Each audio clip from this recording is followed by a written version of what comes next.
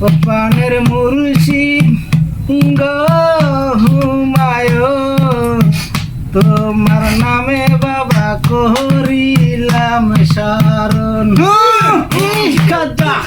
বাবা তুমি আসিলে আনন্দ পাই, নিরানন্দে ডুবে যায়।